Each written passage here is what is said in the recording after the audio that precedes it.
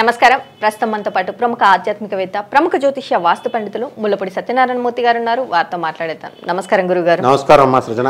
గురుగారు, ఈసారి శివరాత్రి ఏ రోజున వచ్చింది, మరి ఏ తిథిన వచ్చింది, మరి అలాగే ఈ శివరాత్రి రోజున చేయాల్సిన పనులేంటి, ఈ శివరాత్రి ప్రాముఖ్యత ఏంటి తెలియచేయండి.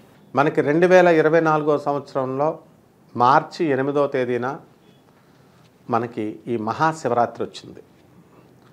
ప్రతి సంవత్సరం కూడా 12 శివరాత్రులు వస్తాయి. వాటిని మాస శివరాత్రులు అంటాం. అందులో ఒక్క శివరాత్రిని మాత్రమే మహాశివరాత్రి అంటాం. అది ఎప్పుడు అంటే అది మాఘమాసంలో వస్తుంది, శుక్లపక్షంలో వస్తుంది, చతుర్దశి తిథిన వస్తుంది, ఆరుద్ర నక్షత్రం కూడా కలిస్తే దాన్ని మాత్రమే మహాశివరాత్రి అంటాం.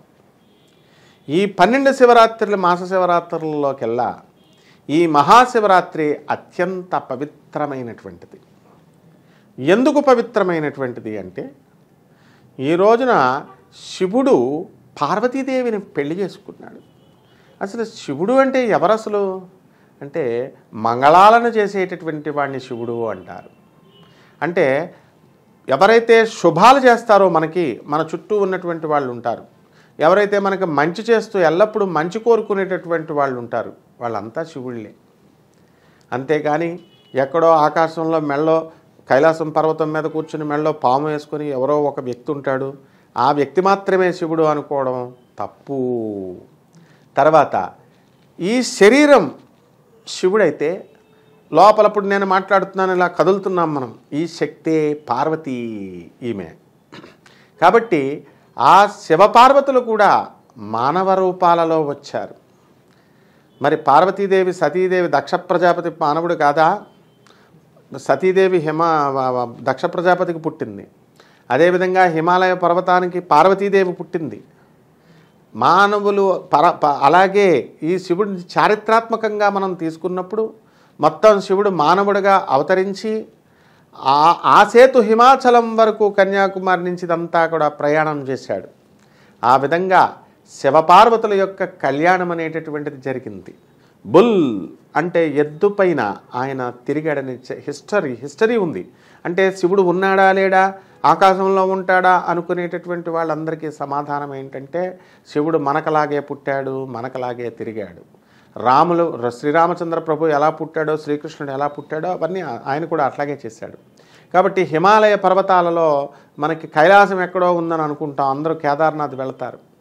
మరి పాండవులు కూడా వాళ్ళ శరీరాలని త్యాగం చేసినప్పుడు అక్కడ కేదార్నాథ్ నుంచే వాళ్ళ యొక్క పయనం అనేటటువంటిది స్వర్గానికి జరుగుతుంది. కాబట్టి కైలాసం ఎక్కడో లేదు, Kedarnath is the first step అన్నమాట కైలాస స్వర్గానికి. ఆ విధంగా ఈ హాలాహలం సేవనం చేశాడు. క్షీరసాగర సముద్రం మదనం చేసినప్పుడు కామధేనువు పుట్టింది, కల్పవృక్షం పుట్టింది, అలాగే విషం కూడా పుట్టింది. కామధేనువుని అందరూ తీసేసుకున్నారు, ఐరావతాన్ని ఇంద్రుడు తీసేసుకున్నాడు, అందరూ తీసేసుకున్నారు. కానీ విషం వచ్చేసరికి అందరూ వెనకంజు వేశారు. సాక్షాత్తు శ్రీ మహావిష్ణువు కూడా వెనక్కి వెళ్ళిపోయాడు. ఆయనకు తట్టుకునే శక్తి లేదు. బోళాశంకరుడు పరమేశ్వరుడు నేనున్నాను అని అభయం ఇస్తాడు. ఆయన వచ్చాడు, ఆ విషాన్ని తాగేశాడు. ఏమవుతుందో తర్వాత సంగతి తర్వాత. That is the quality of lord Shiva. అప్పుడు అది తాగేసి ఇక్కడ కంఠం దగ్గర నీలంగా అయిపోయిందనమాట. అంత లెవెల్ శివుడి లెవెల్, సర్వాంతర్యామి, ఈ ప్రపంచానికి అధిపతి అయినటువంటి ఆయన తాగితేనే ఈ హాలాహలం ఇక్కడ నల్లగా అయిపోయింది. అందుకనే కంఠం నీలకంఠుడు అన్నారు. ఈ శివరాత్రి రోజున ఆయన శివ నాట్యం చేస్తాడు, శివ తాండవం చేస్తాడనమాట. ఇదంతా కూడా సత్యాలైనటువంటి విషయాలు ఇవి. కాబట్టి రావణ బ్రహ్మ నాద బ్రహ్మగా ఆయన జటాటవీ గలజ్జల ప్రవాహ పావితస్థలే గలే బలం జలంబితాం భుజంగ తుంగ మాళికాం అని చెప్పేసి ఆ రావణకృత శివతాండవ స్తోత్రాన్ని చదివితే అక్కడ శివుడు పరమేశ్వరుడు శివతాండవం చేస్తాడు. ప్రసన్నుడైపోయి రావణుడు ఏది అడిగితే అది ఇచ్చేసాడు అనమాట. మనకి శివరాత్రి రోజున ఆశుతోషుడు అనే పేరుంది శివుడికి. అందువలన ఆశుతోషుడికి అంటే చిన్న ఇస్తేనే చాలా సంతోషపడిపోతాడు. ఒక మారేడు చెట్టు ఆకును తీసుకొచ్చి ఆకు నాయనా శివ పరమేశ్వర అని శివలింగం మీద పెడితే నీవు అడిగిన వరాలన్నీ ఇచ్చేస్తాడు. ఒక చెంబు నీళ్ళు తీసుకొచ్చి, రాగి చెంబు నీళ్ళు తీసుకొచ్చి ఓం నమః శివాయ అని చెప్పి నీళ్లు వేసేస్తే సంతోషపడిపోతాడు. ఈ పప్పులు విష్ణుమూర్తి దగ్గర ఉడకావు, ఎందుకంటే అలంకార ప్రియ విష్ణు, అభిషేక ప్రియ శివ అన్నారు. ఆయనకి మొత్తం అంతా అలంకారాలు చేయాలి, నువ్వు పట్టు పీతాంబర వస్త్రాలు ధరించాలా, ఆ తర్వాత ఆయనకి తులసిమాల వెయ్యాలా, సెంట్లు కొట్టాలా, నువ్వు సెంట్లు వేసుకుంటే తోలు తీసేస్తాడు ఆయన, ఆయనకి వెయ్యాలా పెర్ఫ్యూమ్స్, ఇవన్నీ కూడా గంధం రాయాలా, అండ్ టిప్ టాప్గా ఉండాలన్నమాట శ్రీ మహావిష్ణువు అంటే. అది విష్ణుతత్వం. ఇది శివతత్వం ఏంటంటే బోలాశంకరుడు ఎద్దు మీద వెళ్ళిపోతాడు ఆయన. ఈయన చక్కగా మెడలో పాములను వేసుకుంటాడు, పిచ్చోళ్ళ మృగచర్మం కట్టుకుంటాడు, జటాజుటం జుట్టు ఎలా పడితే అలా ఉంటాడు, ఎవరు వచ్చి అడిగినా సరే నో అనే సమస్య లేదనమాట. కాబట్టి ఈ యొక్క పరమేశ్వరుడు ఈ శివరాత్రి రోజున ఏం పువ్వులతో పూజ చేస్తే సంతోషపడిపోతాడో తెలుసా? ఉమ్మెత్తు పువ్వులు, డ్రైనేజీల పక్కన తుప్పల పక్కన ఉండేటటువంటి డటురా ఉమ్మెత్త చెట్టు పుష్పాన్ని కోసి ఆయనకు ఓం నమశివాయ అని శివలింగం మీద పెడితే నీ సమస్త కోరికల్ని తీర్చేస్తాడు. అలాగే జిల్లేడు వృక్షం, తెల్ల జిల్లేడు పువ్వులను కోసి ఆ తెల్ల జిల్లేడు పుష్పాలతో ఆయనకి శివుడికి కనుక పెడితే శివలింగం పైన సంతోషపడిపోతాడు.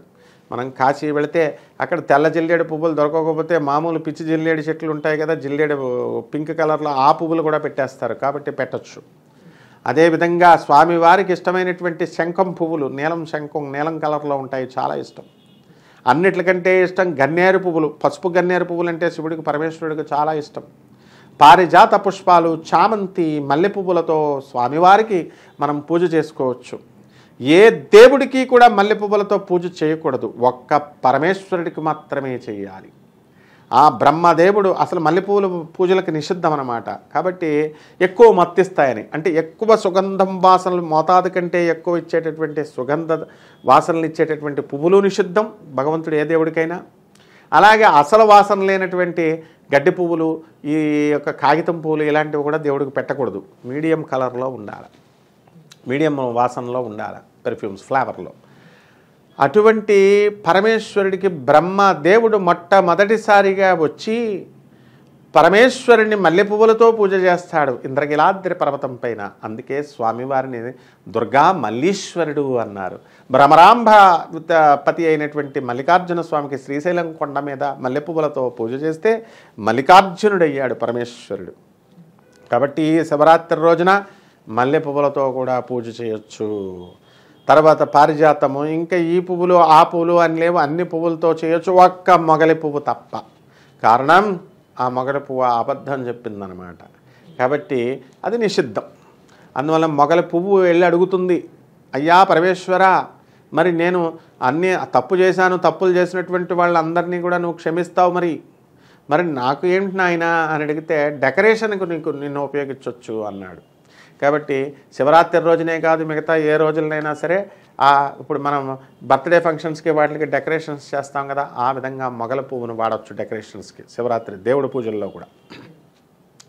ఆ విధంగా పరమేశ్వరుడు ఈ మహాశివరాత్రి రోజున లింగోద్భవ కాలం అంటారు, అర్ధరాత్రి 12 గంటలకి.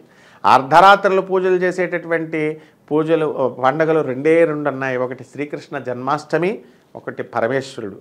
అంటే శివతత్వం వేరు, విష్ణుతత్వం వేరు కాదు పిచ్చివాళ్ళరా, రెండు ఒకటే అని చెప్పడం కోసమే ఈ పూజలు 2 ఏర్పాటు చేయబడ్డాయి. అర్ధరాత్రి 12 గంటలకి శ్రీకృష్ణుడికి అభిషేకం చేస్తాం, అలా కృష్ణ జన్మాష్టమి రోజున. అలాగే ఈ శివరాత్రి రోజున అర్ధరాత్రి 12 గంటలకి మనం అభిషేకం చేస్తాం నీళ్లతో, తర్వాత శుద్ధోదక జలం అంటాం, తర్వాత పాలతో చేస్తాం. ఆ తర్వాత ఇక నీ ఇష్టం, ఇప్పుడు అన్ని రకాల పళ్ళ రసాలతో ఈ పూజలు అనేటటువంటివి చేస్తున్నారు ఇప్పుడు. కాబట్టి ముఖ్యంగా నీళ్లతో మాత్రమే అభిషేకం.